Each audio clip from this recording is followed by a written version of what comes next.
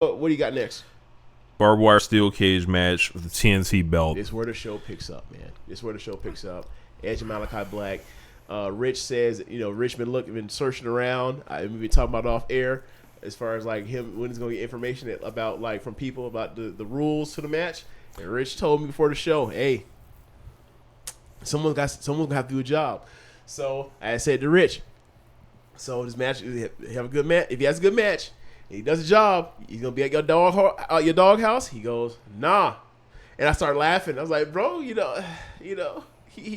what you wanted. And then sure enough, they had a good ass match. Edge was on top of that cage like a psychopath. Damn near has his knees and his shins like look bust through his skin. I thought that man was about to like tear everything from the waist below. Right, like his whole patella tendon in a snap. And then at the end, I got one for you. Pass out finish. Not gonna tap. Pass out. It's a fake job. It's a fake job. It's a fake job. It's a fake job. Like, I get it. Given the brutality of the match, I get it. It's not needed. It's over. If he gonna lose, then let him tap out. Like he's a martial artist. Martial artists tap out all the damn time. Like he has barbed wire wrapped around his head in a crossface. He can tap out. He can tap out. I can't believe. Matter of fact, I can believe this guy's been a joke. I don't see the need to further accommodate him. Get this guy out of the company. All right, he just had a great match. That was a fucking nasty match too. And we gonna say get him out of the company after having a great match? That's a bit beyond the pale. Like, that's a bit beyond the pale. You don't want to even put over Adam Copeland. Like, it's just got to be. I don't know why we are bowing to the whims of this guy. What money has he drawn in wrestling? What piece of success does he have to his name whatsoever?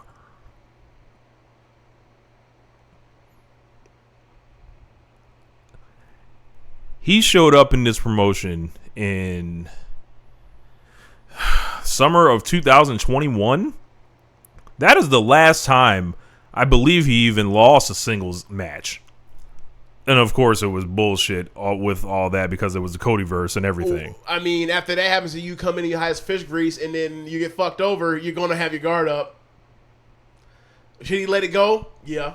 Absolutely. Yeah, he should let it go by now. Like, they gave him all the cool aesthetics they put around him and everything like that.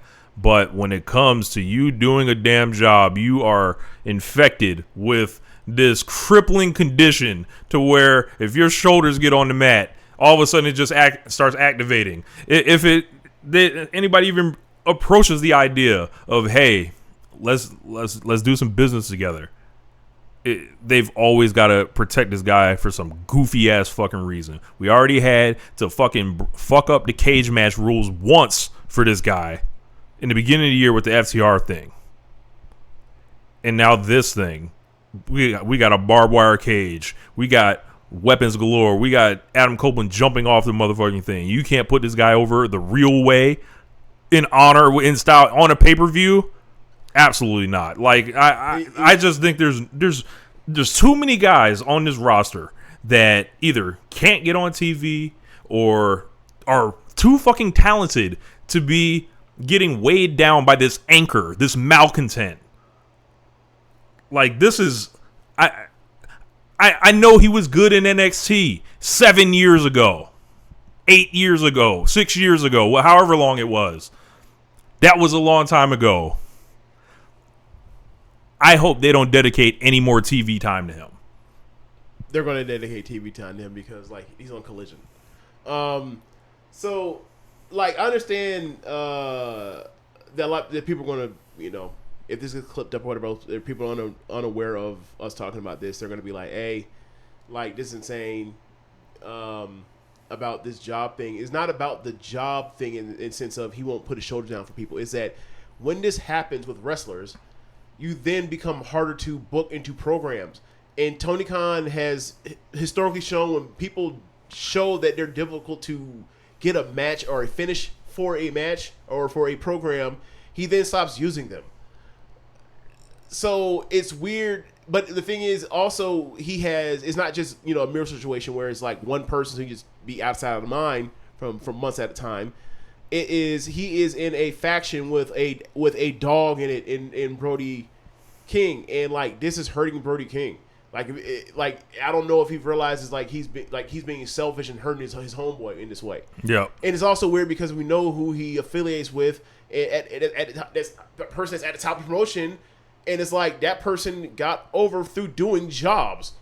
It was because he was willing to do business with people, and now look at where he is.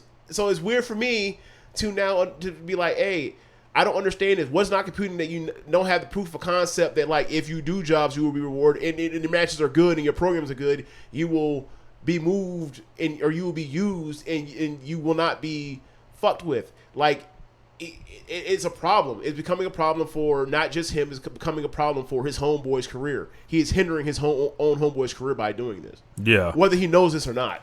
Yeah, and Brody King comes out during the C2 and is awesome and up and down the whole thing. No complaints about really any of the other guys in the group at all. Like, that's like it's just so frustrating because like the guy's undoubtedly a great wrestler. Like, right. But the thing that when it stuck out to me was when the Andrade shit happened at the beginning of Collision, and it was clear that they were headed towards Andrade and Malakai. And we have the history of them having those matches in NXT. I'm excited. And then he has a match with Buddy Matthews. Andrade does. Then Andrade has the match with Brody King, which was clearly headed towards Malakai and Andrade thing, and it gets just dropped out of nowhere. And it's like, I wonder what that was. Okay, here we go.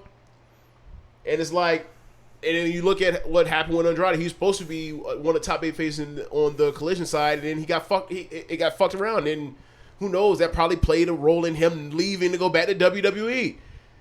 Like this shit, like this stuff has these effects on other people's career besides just him. He needs to get the fuck out of this thing of doing this. Like he's making it harder to enjoy the show because you're focused on the politics on this because like this is hard to not see now. It's a pattern.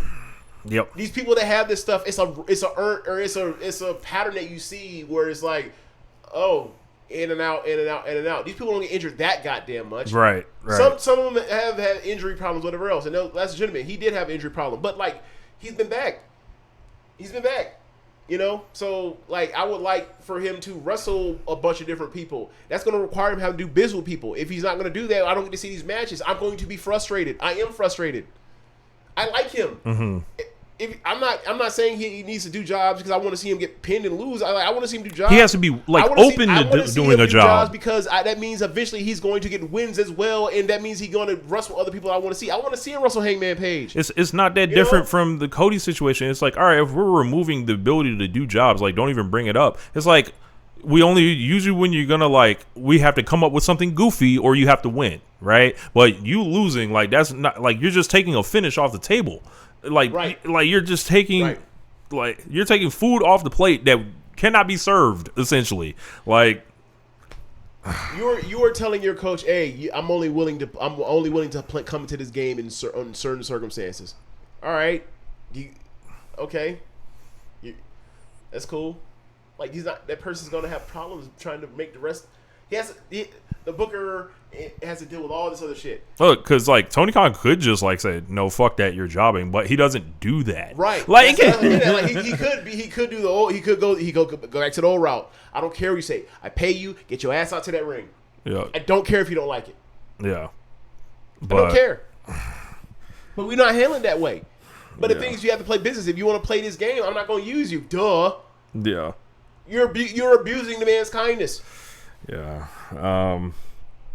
So I didn't anticipate to go that long on it, but it was just a lot. Like, and I thought Adam Copeland was excellent in this thing. You know, they bring back Gangrel, and it's fucking goofy. Gangrel's flying around like he wants a contract.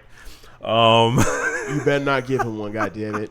That was a one night only. He's put him into the like the Sabu alumni section of AEW. He made an appearance. He didn't get he did. That's the only check he got. He's not finna get the you know the constant stream coming in. There's no point. There are no shirts to sell. There are no Bruise shirts to sell out there. I promise you. Yeah, I'm shocked they have the trademark for that.